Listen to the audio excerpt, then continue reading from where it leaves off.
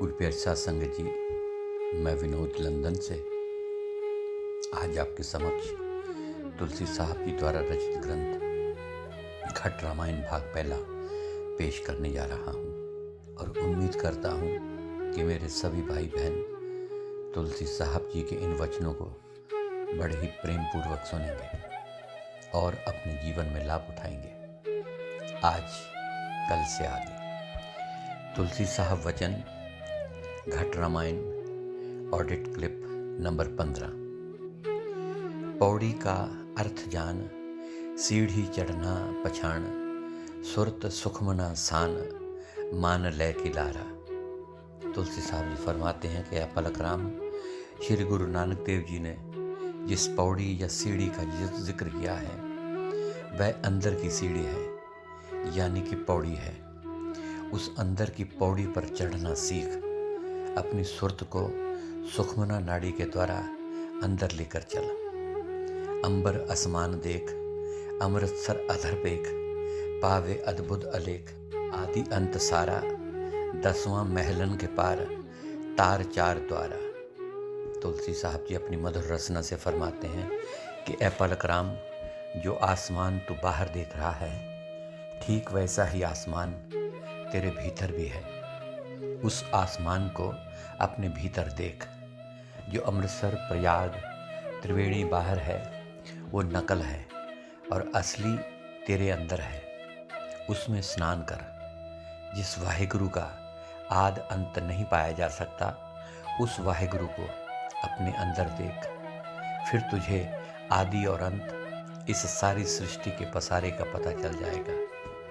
फिर आगे तुलसी साहब जी फरमाते हैं कि उस सतगुरु की कृपा से सुरत 10वें द्वार में चली जाती है और फिर आगे भंवर गुफा, सचखंड, अलख, अगम और अनामी देश है।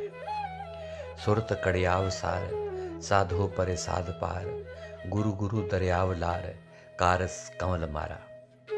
तुलसी साहब जी अपनी पवित्र रचना से आगे फरमाते हैं कि ए पलक राम, सुरत को इस शरीर में से निकालकर परमात्मा अकाल पुरख वाहिगुरु के साथ मिलाने वाले संत का संग करके हम भी इस भाव सागर से पार हो सकते हैं। आदि ग्रंथ गांठ तोड़, पंज ग्रंथ बाट मोड़, आशा के वार छोड़, जप जी के पारा, तुलसी नानक कृपाल, मार काल डारा।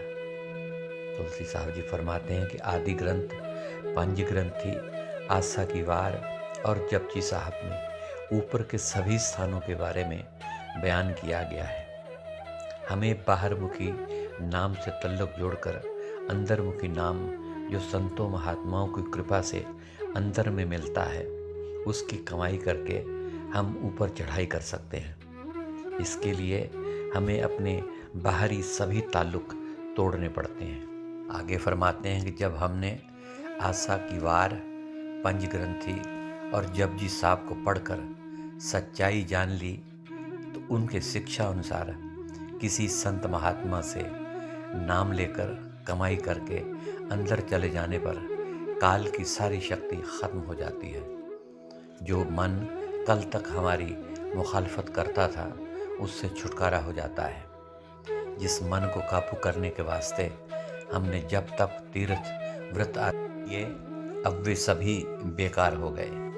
जो मन अनेकों साधनों से काबू में नहीं आता था, वही मन त्रिकुटी अथवा ब्रह्मदेश में आकर निश्चल होकर बैठ जाता है। सोरठा। पलक राम सुन बात, बाबे ये विधि यों कही, गोविंद मुख विख्यात, लाग चरण संतन मिले। तुलसी साहब जी फरमाते हैं कि पलक राम सुनो, श्री गुरु नानक देव जी ने जो विधि बताई है उसको अपने शरीर के अंदर जाकर परखो, निरखो और संतों के चरणों के साथ लगे रहो। प्रश्न पलक राम सोरठा। संत संग तुलसी सार, जो कुछ अगम लखाया, बाभ्य विधि विधि पार, सार सार सगरा कहा। अब पलक राम तुलसी साहब जी को कहता है कि श्री गुरु नानक देव जी ने जो अगम देश के बारे में बात की है, उसका सार आपने इस सत्संग में विस्तार से समझा दिया है। चौपाई। तुलसी स्वामी सत्य बताई, संत भेद हम तुमसे पाई। संत मता है अगम अलेखा, सो कोई भेख न किया विवेका। पलक राम तुलसी साहब जी को कहता है कि आपने संतों के अंदर भेद के बारे में बिल्कुल सच सच बयान फरमाया है, और मैंने इस बात को जान लिया है कि संतों का मत अलख और अगम है, जिसे लखा नहीं जा सकता, जो कि मन और बुद्धि की पहुंच से बहुत दूर है। भेखी साधुओं को इसके बारे में जानकारी नहीं होती। पलक राम चरणन को दासा, सत सत संत चरण विश्वासा। जो जो भेद तुम भाग सुनाया, सो तो हम सुपने नहीं पाया। पलक राम आगे कहता है कि हे स्वामी, आप महान हो, मैं आपके चरणों का तुच्छ दास हूँ। आप जी ने मुझे जो संतों के चरणों में विश्वास रखने की सच्चाई के बारे में बताया है, ऐ महाराज, जिस अंतर के भेद का जो सत्संग आपने किया है, हम उसके बारे में स्वप्न में भी नहीं सोच सकते। संतों के चरणों में और उनकी आज्ञा में विश्वास हो, तब ही हम अंतर के भेद को पा सकते हैं। पूछो विधि भेद सब कहिया, वह गुरु बाबे कस पैया। निराकार का आद बतावो, ज्योति आद सबे दर्शावो। अब पलक राम तुलसी साहब जी से एक भेद वाली बात पूछता है कि हे स्वामी, मुझे बताएं कि श्री गुरु नानक देव जी ने उस परमात्मा को कैसे पाया, वह निरंजन कैसे पैदा हुआ, जो एक माई शक्ति है, उसके बारे में ही बयान करने की कृपालता करें। इनके परे कौन है स्वामी, ताकि महिमा विधि बखानी। तुम दयाल पूरे हो स्वामी, बाबे विधि कही सोही जानी।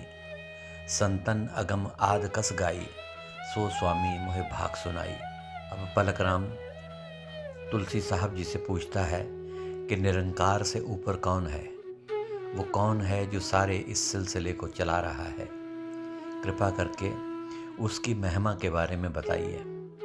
आप दीन दयाल हो, जो विधि बाबे ने बयान की है, आपने वही विधि के बारे में मुझे बताया है। श्री गुरु नानक देव जी के अलख अगम के बारे में जो बयान किया है, उसके बारे में भी मुझे बताइए। उत्तर स्वामी जी चौपाई।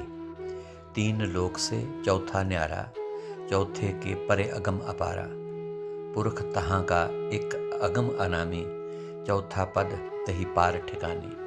अब तुलसी साहब जी पलक राम को उत्तर देते हैं कि तीन लोक, मातलोक, आकाशलोक और पाताल लोक से ऊपर चौथा लोक है, जिसको सचखंड भी कहते हैं। इस चौथे लोक के आगे अगम और अनामी देश है।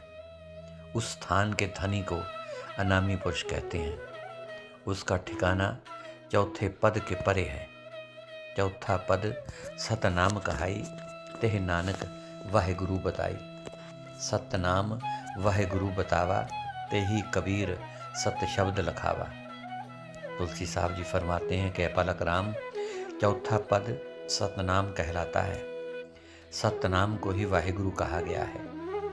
वहाँ पर जाकर कबीर साहब जी ने सत्य शब्द की पहचान करवाई थी। सतनाम का पसारा वहाँ से शुरू हुआ था, जिसका कि कोई भी नाम नहीं रखा गया, उसको ही अनामी कहा गया है। तीनों नाम एक हैं भाई, वो बासी चौथे पद माही। वह गुरु का अंश कहिया, जासे 16 निर्गुण भैया। तुलसी साहब जी फरमाते हैं कि पलक राम, सतनाम, वह गुरु और सत शब्द एक ही ताकत के नाम हैं। इसका वासा चौथे पद में है। सचखंड में ही उस परमात्मा ने 16 सुत यानी कि 16 पुत्र पैदा किए। इन्हीं का ही 16 निर्गुण या 16 कला या 16 पुत्र कहा जाता है। यह वाहिगुरु की अंश है। तामे एक निरंजन राय, गुरु अंश से ज्योति आए। ज्योति निरंजन की है नारी, दोनों मिल कीना विस्तारी। तुलसी साहब जी फरमाते हैं कि पलक राम, ध्यान से सुनो। सतनाम के 16 पुत्रों में से 5वां पुत्र निरंजन राय है। उस वक्त अकाल पुरख की अंश में से ज्योति यानी कि एका माई, अष्टांगी, माया, आदि भवानी शक्ति पैदा हुई। सभी नाम इसी के हैं। बाद में ज्योति निरंजन के साथ ब्याही गई। दोनों पति पत्नी बन गए और दोनों ने मिलकर इस सारी दुनिया का विस्तार किया। वाहेगुरु पद इनसे न्यारा, निराकार नहीं जोत पसारा। तीन लोग निराकार समाना, वाहेगुरु चौथे माही जाना। तुलसी साहब जी फरमाते हैं कि वाहेगुरु पद इनसे अलग है। वहाँ पर ज्योति निरंजन की कोई दखल अंदाजी नहीं है। इन तीनों लोकों में उस निराकार निरंजन का राज्य है। और चौथे पद को श्री गुरु नानक देव जी ने वाहेगुरु पद कहा है। वाहेगुरु का भेद न्यारा, निराकार नहीं पावे पारा।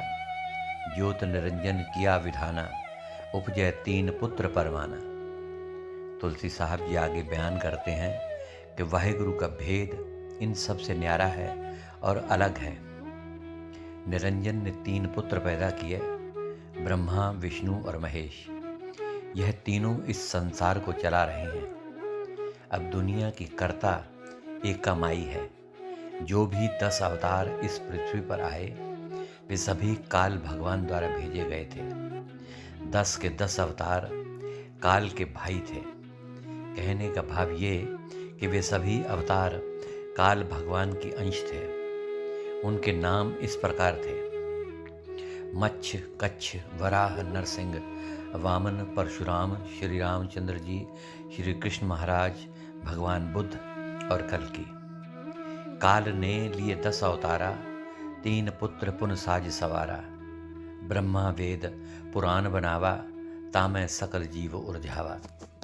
तुलसी साहब जी फरमाते हैं कि पलकराम 10 अवतार काल भगवान के हैं। काल ने इस दुनिया को चलाने के लिए 3 पुत्र पैदा किए। तीनों पुत्रों में से ब्रह्मा ने वेद बना दिए और सारे संसार को इनके ज्ञान में उलझा दिया। सारी दुनिया वेदों को पढ़कर परमात्मा से मिलने का यत्न करती है। तो जब जब कोई संत महात्मा वेदों के बताए रास्ते पर चला और अंत में यह पाया कि वेद कहते हैं कि नेति नेति, यानी कि इससे ऊपर और भी रास्ता है, पर वेद इसे बताने में असमर्थ हैं। देवल देव पाषाण पुजावा, तामै सकल जीव भरमावा। निरंकार काल अन्यायी, ज्योति ठगनी झाल बिछाई। अब तीनों पुत्रों में से शिव जी महाराज ने पत्थर पूजा करवाई और सभी जीवों को उसमें उलझा दिया। तुलसी साहब जी फरमाते हैं कि पलकराम, ये काल भगवान बहुत अन्यायी है और ठगनी ज्योति यानी कि एका माई ने जाल बिछाकर सभी जीवों को ठग लिया है। ब्रह्मा विष्णु काल के बेटे, 10 अवतार काल के पेटे। ये ठग ठग मिल जाल पसारा, जीव बांध 84 डारा। तुलसी साहब जी फरमाते हैं कि पलकराम, ब्रह्मा विष्णु महेश काल के पुत्र हैं। ये तीनों इस जीव को सतनाम के असली मार्ग से दूर रखते हैं। इन सभी ने मिलकर ऐसा जाल बिछाया हुआ है कि ये जीव बेचारा इस जाल में से नहीं निकल सकता। गुरबाणी में इन सभी को ठग कहकर बयान किया है, जो इन बेचारे जीवों को इस जाल में फंसाते हैं और इस जीव को 84 लाख योनियों में कैद करके रखते हैं। श्री गुरु ग्रंथ साहब में आता है कि एका माई जुगत ब्याही, 3 चेले परवान। एक संसारी एक पंडारी, एक लावे दीवान। जिस तिस पावे तिवे चलावे, जिव होवे फरमान। ओ वेखे उन नज़र न आवे, बहुता ए विडान। आदेश तिसे आदेश, आद अनील अनाद अनाहत, जुग जुग एको वेश। तुलसी वचन, वाहेगुरु का मरम न पाया, चेला जीव जहाँ से आया। निरंकार ज्योति ने भाई, वाहेगुरु की राह छिपाई। तुलसी साहब जी फरमाते हैं कि जीवात्मा अपने घर ना जा सके, इसलिए इन सभी ठगों ने मिलकर अपने अपने जाल बिछाए हुए हैं। कोई कोई जीव अगमपुर के वासी संतों से मिलकर काल को मारकर जन्म मरण के चक्कर में से निकल सका है। निरंजन की अंश मन और एकामाई की अंश माया ने सभी जीवों को भरमा कर रखा हुआ है। कोई कोई संत ऊपर अगमपुर से आते हैं, वह अविनाशी हैं और वे काल को जीतकर उस परम पिता में लीन हो जाते हैं। काल उनकी विरोधता करता है, पर संत जीवों को नाम दान देकर और कमाई करवाकर इस भव सागर से पार ले जाते हैं। सुरत चढ़ी गगन के माही, चौथा पद वाहे गुरु दरसाई। पद्म कुंज में गुरु का वासा, गुरु मिले तब चढ़े आकाशा। तुलसी साहब जी फरमाते हैं कि ऐ पलक राम, संतों के उपदेश यानी नाम दान लेने और कमाई करने से यह सुरत गगन में चढ़ जाती है। चौथे पद जहाँ वाहेगुरु वास करता है, वहाँ से आकर गुरु इस जीव को नाम दान की बख्शिश करे तो आत्मा आकाश यानी गगन पर जा सकती है। संत मिले कोई वाघर वासी, दरसावे काटे वो फांसी। संत दयाल मिले कोई पावे, पलक एक में राह लखावे। तुलसी साहब जी आगे बयान करते हैं कि ऐ पलक राम, कोई वाहेगुरु पद का वासी संत मिल जाए तो वो इस जीव को रास्ता बताए तो 84 का बंधन कटे। अगर कोई ऐसा संत मिल जाए तो इस जीवात्मा को एक पलक में उस लोक की लखता हो सकती है पुन अगम सुगम होई जावे, वह गुरु जीवत मिल जावे। नानक यही रीति से पावा, और वो संत यही विधि गावा। तुलसी साहब जी फरमाते हैं कि फिर यह मुश्किल रास्ता आसान हो जाएगा। श्री गुरु नानक देव जी ने भी यही रीति बताई और बाकी संतों ने भी यही मार्ग का भेद बताया है। तब तिन वाहे गुरु पद भाखी, जीवत मिले कही पद साखी। तुम तो वाहे गुरु को मानो, वाहे गुरु का मर्म न जानो। तुलसी साहब जी फरमाते हैं कि ऐ पलक राम, श्री गुरु नानक देव जी ने वाहे गुरु पद का ही उपदेश दिया था और इस स्थानों को जीते जी प्राप्त करने के बारे में कहा है। ऐ पलक राम, तुम वाहे गुरु को सिर्फ मानते हो पर वाहे गुरु के भेद को नहीं जानते हो। वाहे गुरु मुख भाक बखानो, वाहे गुरु की महिमा ठानो। बाबे वाहे गुरु बतलाया, तुम ते यह गुरु मन लाया। तुलसी साहब जी फरमाते हैं कि पलक राम, तुम अपने मुंह से जो वाहेगुरु करते हो, यह तुम सिर्फ वर्णात्मक वाहेगुरु नाम की उस्तत करते हो। लेकिन श्री गुरु नानक देव जी ने जो वाहेगुरु की बाबत बताया है, वह वाहेगुरु एक ताकत है, पर आप तो दुनिया के गुरु भाव त्रिलोकी के परमात्मा को ही परमात्मा मानकर उसमें मन लगाकर बैठे हो। कस कस राह मिले पुन भाई, भेक पंथ ने राह चलाई। संत चीन जावे शरणाई, वाहेगुरु सहजे में पाई। अब यहाँ पर तुलसी साहब जी फरमाते हैं कि किस तरीके से परमात्मा के घर जाने का रास्ता मिल सकता है, पर भेखी संतों ने इस राह को नहीं जाना। सभी भेखी महात्माओं ने वाहेगुरु के घर जाने वाले रास्ते को भुलाया हुआ है।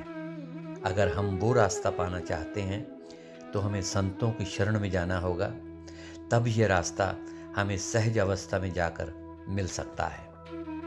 संत बिना कुछ मिले न भेदा, ऐसे काल करे जीव खेदा। ऐ पलक राम, संतों के बगैर कोई भी इस भेद को नहीं पा सकता। जो जीव संतों के पास जाकर इस भेद को नहीं लेते, ऐसे जीवों को काल बहुत दुख देता है। पलक राम उवाच चौपाई। हे स्वामी, तुम अगम सुनाई, ये कहूँ भेद जगत में नाही। साध संत बहु खोज सिराना, भेद पंथ में सुना न काना। पलक राम तुलसी साहब जी से कहता है कि हे स्वामी, आपने जो जो बातें बताई हैं, इन बातों का भेद दुनिया को मालूम नहीं।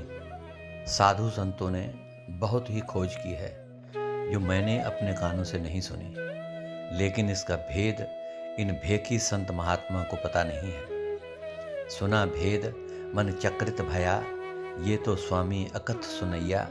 मैं तो शरण तुम्हारी लीना, संत चरण जल मन बस कीना। हे स्वामी जी, जो अकथ की बातें आपने सुनाई हैं उनको सुनकर मेरा मन हैरान हो गया है और चकरा भी गया है। मछली को पानी में जाकर सुकून मिलता है, इसी तरह आपके चरणों में आकर मुझे ऐसा महसूस हुआ है। मोको चरण शरण में राखो, शरण संत मन सत कर भाखो। मोर निबाह संत के हाथा, करिहे मोको संत सना था। पलकराम तुलसी साहब जी को मुखातिब होकर कहता है कि आपने संतों की शरण को सत सत करके बयान किया है। कृपा करके मुझ पापी को भी आप अपनी शरण में ले लें। अब मेरा सारा जीवन आपको समर्पित है। मेरा इस भव सागर को पार करना आपके हाथ में है। मैं विनती करता हूँ कि हे स्वामी, मुझे आप अपने चरणों में जगह दें। मैं किंकर हूँ शरण अनाथा, निभो संत चरण के साथा। मोको संत चरण की आशा, दूजा और नाही विश्वासा। पलकराम तुलसी साहब जी से बड़ी ही विनम्रता से अर्ज करता है कि हे स्वामी, मैं तो एक आपका अनाथ सेवक हूँ और मेरा गुजारा संतों के चरणों के बगैर नहीं हो सकता। दूसरा, मुझे संतों के चरणों की आस के बिना दूसरा कोई भी सहारा नहीं है। मेरा अब इस संसार में आपके सिवा किसी पर भी विश्वास नहीं रहा। सो स्वामी, मुझे आप अपनी शरण का आसरा प्रदान करो। मैं तुम्हारा दास हूँ और इस बेसहारे को आपकी शरण की ज़रूरत है। अस कहे बहे नैन से पानी, श्वासा भरे चरण लिपटानी। साधु रीत प्रीत गति भाकी, सुर्ख भये नैना निज आँखी। इस तरह कहते हुए पलकराम की दोनों आँखों से आंसुओं की अविरल धारा बहने लगती है। वो लंबे लंबे श्वास लेने लगता है और तुलसी साहब जी के चरणों से लिपट जाता है। जो सच्चे साधुओं के अंदर प्रेम और वैराग्य होता है, वह पलकराम में अब दिखाई देने लगा है। बोले वचन दीन गति गाई, अब आज्ञा अस्थाने जाई। चरण परस पुन आज्ञा लीना, तुलसी शीस चरण पर दीना। फिर पलकराम ने तुलसी साहब जी से जाने की आज्ञा मांगी और तुलसी साहब जी के चरणों में शीश निवाया। वचन तुलसी साहब चौपाई। तुलसी कहे शरण में स्वामी, दया कीन मोहे अंतर्यामी। अस भाख चल कीन पयाना, पलकराम पहुँचे अस्थाना। अब तुलसी साहब बड़ी विनम्रतापूर्वक पलकराम की वड्याई करते हुए फरमाते हैं कि हे स्वामी, मैं आपकी शरण में हूँ। अय अंतर्यामी, आपने मुझ पर बड़ी दया की है। तुलसी साहब जी फरमाते हैं कि इस तरह हमने पलकराम की प्रशंसा करते हुए उसे जाने की आज्ञा दे दी और पलकराम हमसे विदा होकर अपने निवास स्थान पर चला गया। मन में मगन प्रीत बई गाढ़ी, सुरत लगी फिरे नहीं आड़ी। तुलसी साहब जी फरमाते हैं कि पलकराम के मन में बड़ी गूढ़ी प्रीत लग गई और उसकी सुरत अंतर में लगी हुई थी और वह खुशी में फूला नहीं समा रहा था। दोहा। पलकराम विधि कहा कहूँ, सत मत साधु भाई। मन प्रीत दीन प्रभाव अति, सम साधन के माहे। तुलसी साहब जी का जो वार्तालाप पलकराम के साथ हुआ है, उसके सवाल पूछने और निम्रता के बारे में तुलसी साहब जी जिक्र करते हैं कि ऐ मेरे मित्रों, सभी साधुओं को अपने मन में दीनता वाले विचार रखने चाहिए। दीनता रखने वाले साधु की इज्जत होती है। उन साधुओं के सभी मित्र होते हैं। यहाँ मैं दूसरे साधुओं को यह प्रेरणा देता हूँ कि सभी साधुओं का स्वभाव पलकराम जैसा ही होना चाहिए। चौपाई। साध संत ये प्रीत ज्यों, उमगत बारो बार। नैन निरख आँखीं भरे, करे संत से भाव।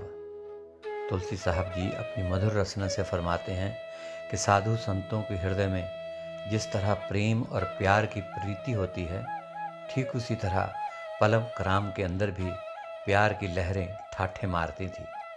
जिस तरीके से उसने सत्संग में इस बात को परखा कि प्यार क्या होता है, वही प्यार उसके साथ उसे महसूस हो रहा था। उसकी आंखों में उसी तरह के प्यार के आंसू थे। राग बिलावल। पलक राम प्रेम मगन संतन सरनाई, अति अजान कछु किंकर नाई। तुलसी साहब जी फरमाते हैं कि पलक राम संतों की शरण लेकर प्रेम में मगन हो गया और अपने आप को किंकर की न्यायी समझता हुआ संतों के बारे सभी कुछ जान गया। पलक राम एक बहुत बड़ा महात्मा था, उसके हजारों शिष्य थे, पर इतना होने के बावजूद भी पलक राम मेरे आगे एक दास की भांति अर्ज करता था। चरण चिन्ह भाव सुमन संतन सुरत पर्ण बंध, नैना कर झरत नीर बरने लगताई। पलक राम ने संतों के चरणों को पहचान लिया था और अपनी सुरत को संतों के पल्ले के साथ बांध दिया। अब पलक राम अति निम्रता भाव वाला व्यक्ति था, जिसकी आंखों में आंसू थे। जोए जोए मुख करत बैन, बानी मुरीद पुलक गात, गुनन गिनन संत साथ, मन तन हितलाई। तुलसी साहब जी फरमाते हैं कि पलक राम अपने मुंह से बड़े मीठे वचन बोलता था और अपनी आत्मा के हित के लिए अपने तन मन से संतों की शरण के गुण बयान करने लगा था। कहते हैं कि पलक राम जो कुछ भी बयान करता था वह बड़े मीठे वचन होते थे। अब उसके मन में किसी भी तरह का कोई अहंकार दिखाई नहीं दे रहा था। हृदय हित हरन बैन, किंचित मन भरम भैन, निर्भय समीर थिरता अधिकाई। तुलसी साहब जी सभी को उपदेश करते हैं कि अपने मन से खुश होकर अपने गुरु की स्तुति करें और कभी भी अपने मन में किसी तरह का भ्रम न पैदा होने दे और न किसी तरह का अभाव अपने मन में लाए। निर्भय होकर अपने गुरु के गुण गाए और हर वक्त गुरु की रज़ा में रहे। भावन मन भाव लाई, चावत चित चेत साथ, तुलसी यह भगत भांत चाहत चरनाई। आगे उपदेश करते हैं, बड़े ही प्रेम प्यार की भावना से अपने मन में गुरु के प्रति प्रतीत लाए। श्री गुरु रविदास जी भी यही फरमाते हैं कि साध संगत बिन पाँव न उपजे, पाव बिन भक्ति नहीं होए तेरी। हर वक्त अपने गुरु को अपने चित्त में चेतता रहे, यानी कि गुरु को याद करता रहे, यानी सिमरन करता रहे। इस तरह अपने गुरु के चरणों के साथ लगकर हम भक्ति कर सकते हैं। दोहा। पलक राम के प्रेम की तुलसी करत बखान, बैन बचन मुख चैन की, सो कहूँ कौन बयान। तुलसी साहब जी अपनी मधुर वाणी से फरमाते हैं कि मैंने पलक राम की प्रेम कहानी आपको सुना दी है, पर जो वचन पलक राम ने अपने मुंह से बोले और जो चैन, जो सुख उसके मन को मिला, वह मैं कैसे बयान कर सकता हूँ। सोरठा। हृदय हरीख समाए, पलक राम साधु समझ, मंजन तन परमाए, लाह लहर कस कस कहूँ। तुलसी साहब जी फरमाते हैं कि पलक राम एक साधु था और उसके हृदय में इतनी खुशी समाई जो बयान नहीं की जा सकती। इस खुशी को इस तरह बयान किया जा सकता है जैसे स्नान करते वक्त अगर आप पानी को लगातार जोर जोर से डालते रहें तो जो तरंगे और ताजगी आपका शरीर महसूस करता है, ठीक उसी तरह की तरंगे पलक राम के शरीर को महसूस हो रही थी। सो गुरु प्यारी साध संगत जी, आज के लिए इतना ही। यह कुछ आखिरी अंश थे जो संगत के समक्ष रखे गए थे। कल से भाग दूसरा शुरू किया जाएगा। उम्मीद करता हूँ कि संगत इसी तरह प्रेम प्यार से तुलसी साहब जी की घट रामायण के अंश सुनेगी और अपने जीवन में लाभ उठाएगी। और अंत में कबूल फरमाइए मेरी तरफ से आप सभी भाई बहनों को धन धन सतगुरु तेरा ही आसरा, हाजिर नाजिर जिंदा राम तेरा ही आसरा।